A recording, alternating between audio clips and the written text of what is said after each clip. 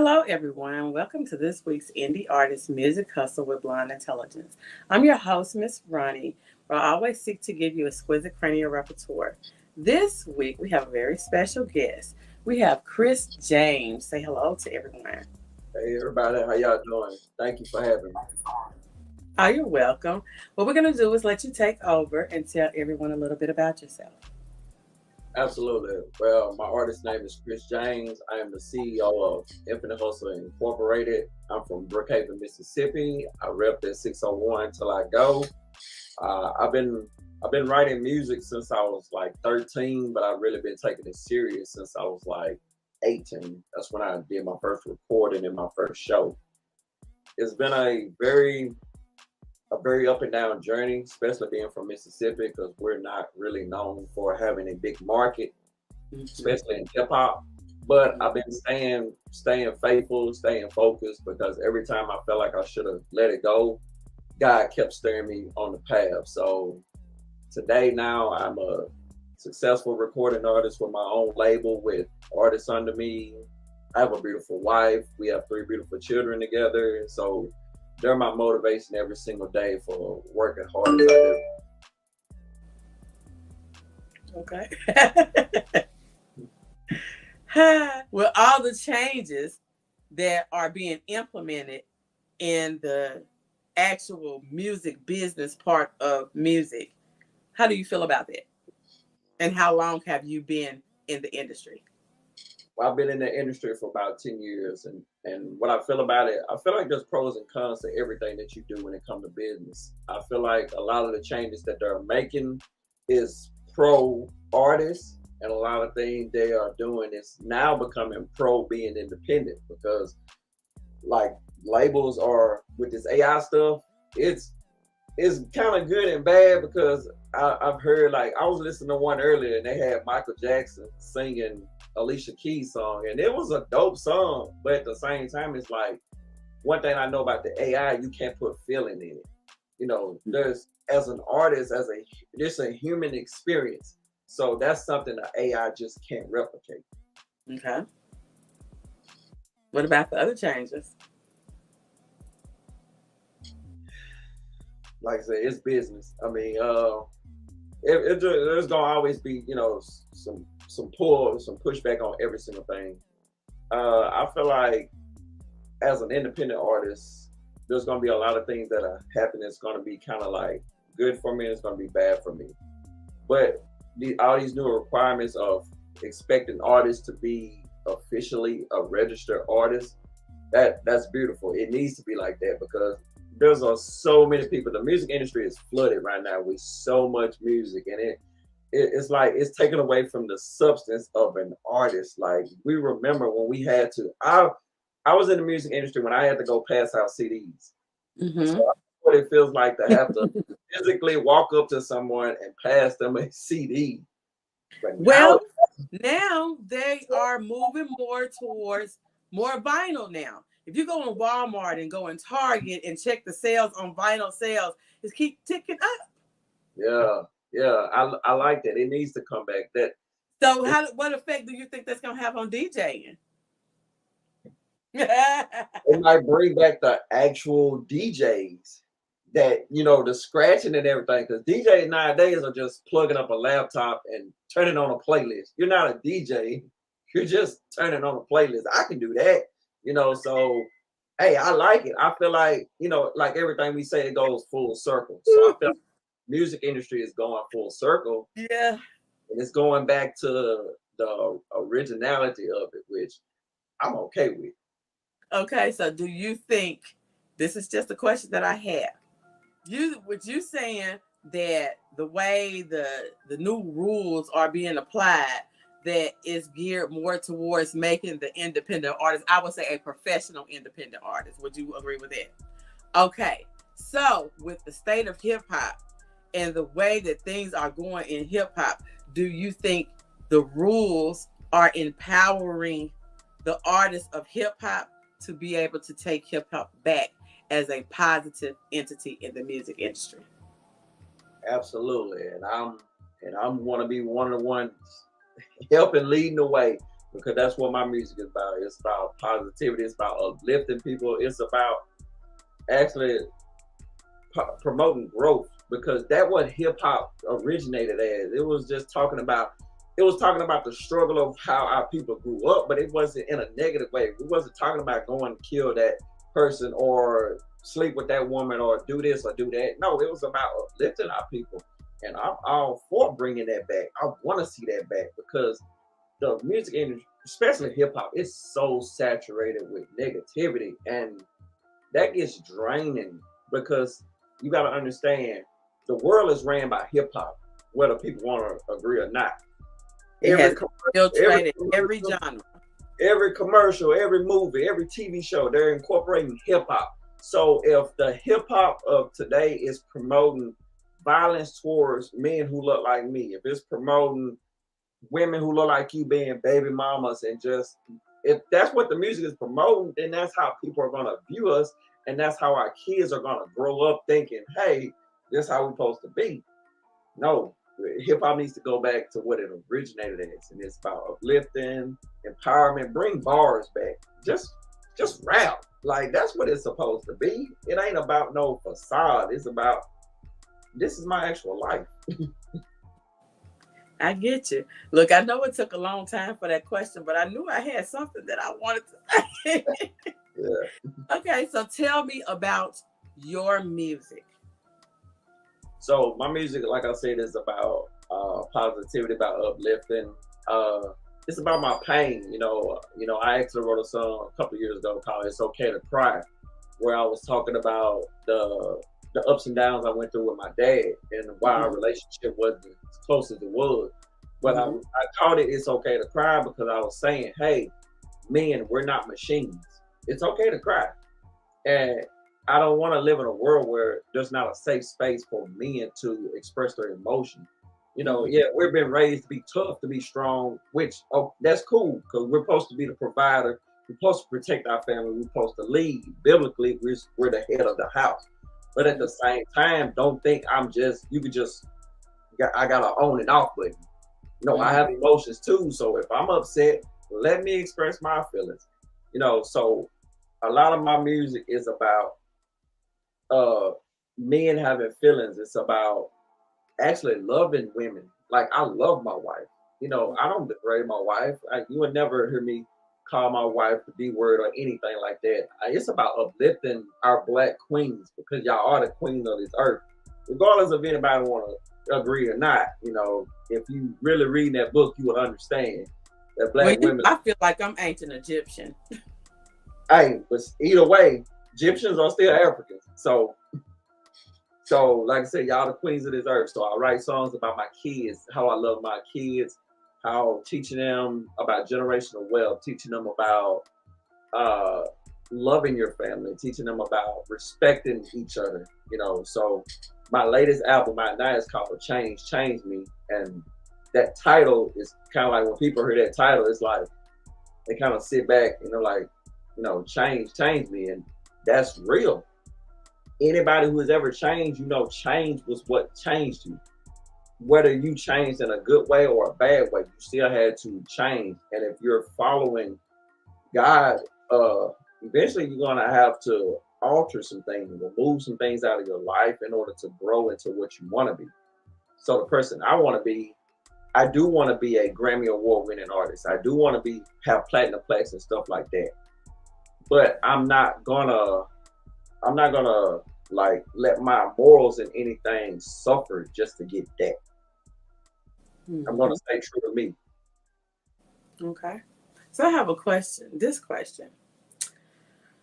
Many people who are writers of the hip hop genre, I always say it's a difference between rap and hip hop. Rap, to me, has a message. Hip hop is more about just making you dance. It's more, to me, of a fad. Although they clump it together, there's actually a difference. So some artists that I interview say that they started out writing poetry and putting it to music. And I think about when I was managing an artist and was know how you look for different gigs or whatever, and there's always lots of gigs where they want you to play in cafes or play during happy hour or different things like that. And I just wonder, I asked several of them, do you think it's harder for hip hop and rap artists to be able to get those types of gigs? And one artist told me, yeah, because people are scared of hip hop. Do you think that when you complete an album, it would be beneficial for a rap artist to also complete an acoustic version of it to open up more performance opportunities instead of always being rah? It could be more of, let me give you some poetry over music to be able to get those cafe gigs, those uh, play happy hour, those sipping paints, those things like that. So what do you think about that? I mean, that's a absolutely great idea. I mean, I actually have acapella tracks because I want to be able to. I don't want to ever be clumped in a box. I want to be able to expand as much as I possibly can. But that's a very dope idea because, like I said, I mean, those cafes, it's a totally different move. See, everybody just want to be on stage in front of 40,000 people jumping and yelling and all this stuff. But when that's Well, there's not the difference in, if you're a professional musician, your goal is to make money, not to exactly be a celebrity. exactly that should be the goal. But let's just call it what it is. That ain't everybody's goal. Everybody, a lot of people are chasing the fame. I'm not chasing the fame. I know I'm confident in my talent. I know fame will come because I feel in my heart to heart I'm a very dope recording artist. I'm a very dope songwriter. But I don't chase that fame. And I'm not chasing the bag because like I know anything that's meant for you is gonna come to you. All you have to do is put in the work. So I do this because this is my passion. I love to do this. I love to wake up. I love to go in the booth and record songs because I'm giving you a story. I'm giving you a natural expression of what happened in my life. But yeah, the bag is always to me. The bag will always be more important than the fame. It just fame comes with the bag. So, what advice would you give to someone who's first starting out? Because I actually talked to a business associate today, and he had sent me some music, and the music was from 2018, and I was like, what is this? I said, why are you sending me music from 2018? And he was like, I'm working with this artist, we're re-releasing this music. A major record label took the music, marketed it as their own. It had over 200,000 streams or something on it or whatever. And he submitted the documentation, and they're actually sharing the royalties now. And I was like, I really need to talk to that artist. I said, because those are the things that artists need to know. With you being in the game for 10 years, what advice or experience would you share with an artist first stepping in day one? Uh, the main thing they need to understand is always have your business in order. This is everything you do is business. Don't do nothing word of mouth. Don't do nothing. Just personal stuff do not exist in the music business. It's called a music business for a reason. And we have our ups and downs, and I've learned the hard way. I've had a manager before that was making money on the side and wasn't paying me at all. He was just booking the shows. He was pocketing the money, and I wasn't getting nothing because I didn't know no better. Now I know better. For somebody who's starting out to be an artist, get your business straight and treat everything you do as a business transaction. It's business. Don't take nothing personal. Make sure your business straight first, then y'all can be friends. But always make sure the business is right. Don't do anything if the business ain't right. If it ain't right, walk away from it. Walk away from it. What's meant for you, it'll come back to you. But don't do bad business. Gotcha. What do you think about the changes to Twitter as far as being an artist? Twitter is his own beast. I mean, it's one thing I love about Twitter. It ain't really got no filter, so it's kind of like if you at someone, like they'll at you back.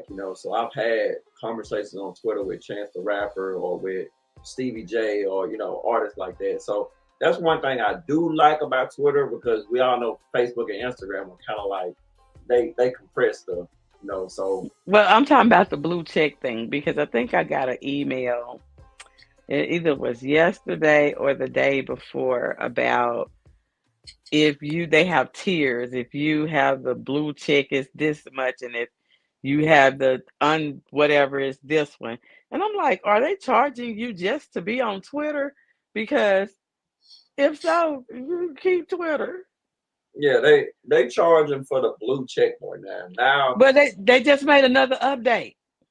so now they charging to be on Twitter. Period.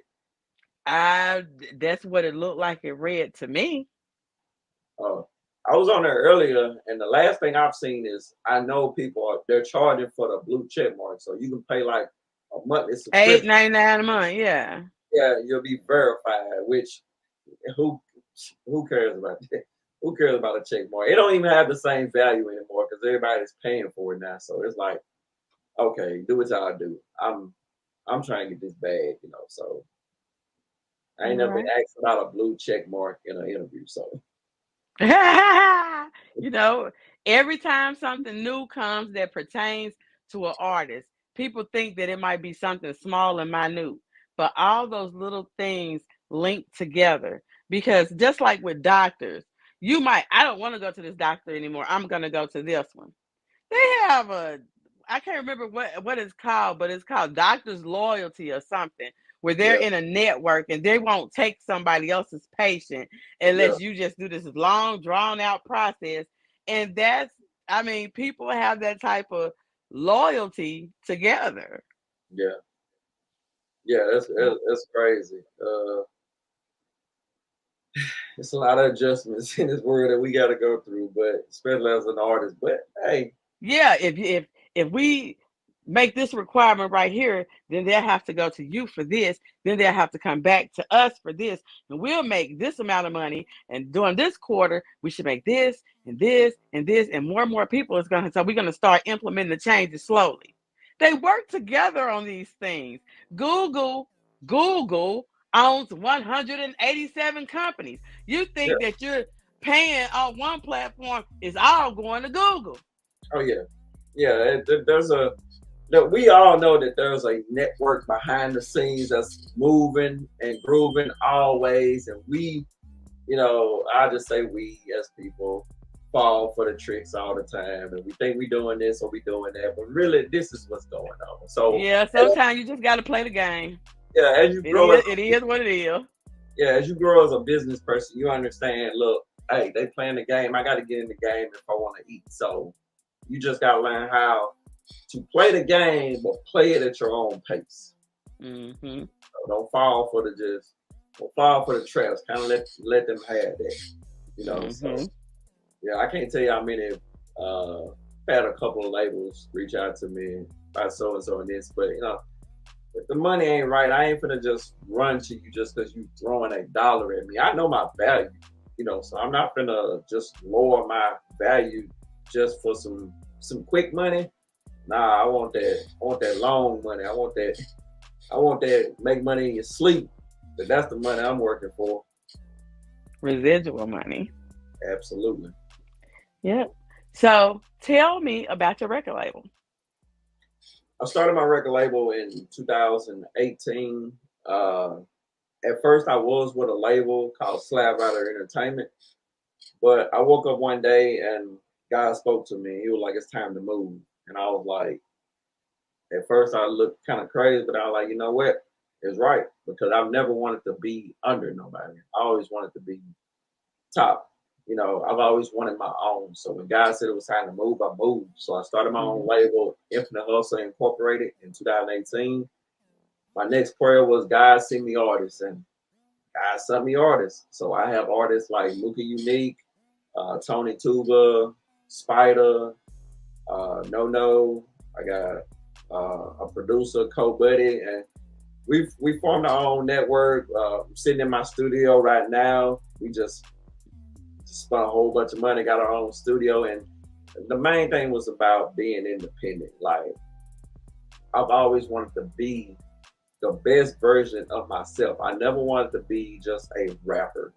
I want to be the best artist I can possibly be.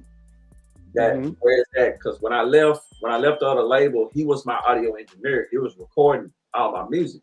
So when I started my own label, I had to learn how to do it because I got organized. So, and that's how I became the audio engineer that I am today. Because hey, I didn't settle. I said, hey, guy, you pushing me to be. I said I want to be the greatest. Well, I got to do what it takes to be the greatest. So one day, 10 years from now, I want us to be having this conversation and be like, hey, you remember when you was talking about, you wanted to win a Grammy? Well, you got 6.